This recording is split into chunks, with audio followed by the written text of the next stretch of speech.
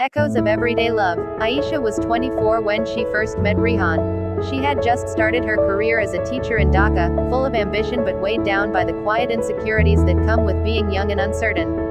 Rehan, 26, was an architect, thoughtful and reserved, with a habit of sketching buildings on scraps of paper whenever inspiration struck. Their worlds were different, yet fate placed them in the same café one rainy evening. Aisha had ducked inside to escape the storm, clutching her umbrella and looking for a quiet corner to grade papers.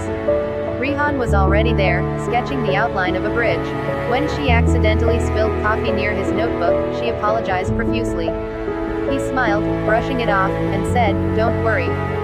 Sometimes mistakes add character." That simple kindness lingered with her. The early days. They began meeting by chance, at the cafe, at the bookstore nearby, even at the bus stop. Slowly, those coincidences turned into choices. Rehan would wait for her after work, and Aisha would save him a seat at the cafe. Their conversations flowed easily. Books, films, family, dreams. One evening, Aisha confessed, "I've always wanted to travel, but I've never had the courage." Rehan replied, "Then let's start small. We'll explore our own city first." And so they did. They wandered through old streets, visited museums, and sat by the river, watching boats drift by. It wasn't grand, but it was theirs. The growing bond. Love crept in quietly. Aisha began to notice how Rehan listened carefully, never interrupting, always thoughtful. Rehan admired Aisha's passion for teaching, the way her eyes lit up when she spoke about her students. One night, under the glow of streetlights, Rehan said softly, "You make me want to build spaces where people feel at home." Aisha laughed, replying, "And you make me want to teach with more heart." It wasn't a declaration, but it was enough. The challenges. Real love is never without trials.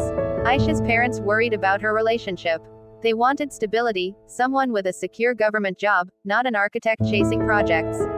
Rehan, meanwhile, struggled with anxiety. Deadlines overwhelmed him, and sometimes he withdrew, leaving Aisha feeling alone. They argued, about time, about money, about the future. There were nights when Aisha cried, wondering if love was enough, and days when Rehan doubted if he could balance ambition with commitment. But each time, they found their way back. Rehan would send her sketches of buildings with notes like, "This one has space for your classroom." Aisha, in turn, reminded him that love wasn't about perfection, but about choosing each other even when life was messy. The turning point. After 4 years, Rehan invited Aisha to see a building he had designed, a small community library. As they walked through the finished space, Aisha noticed a wall dedicated to local artists, with one of her students' drawings framed at the center. Turning to her, Rehan said quietly, "I want every space I build to have you in it. Will you marry me?" Aisha laughed through tears, whispering yes. Marriage and everyday life. Their wedding was simple, attended by family and close friends. There were no grand gestures, just laughter, music, and the quiet joy of two people choosing each other. Marriage didn't erase their struggles.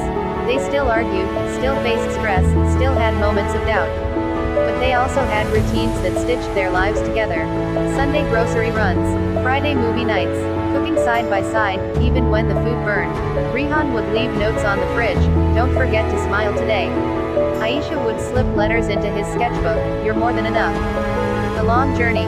Years passed. Aisha became a respected teacher, loved by her students. Rehan's projects grew, and he built schools, libraries, and homes that carried his signature touch.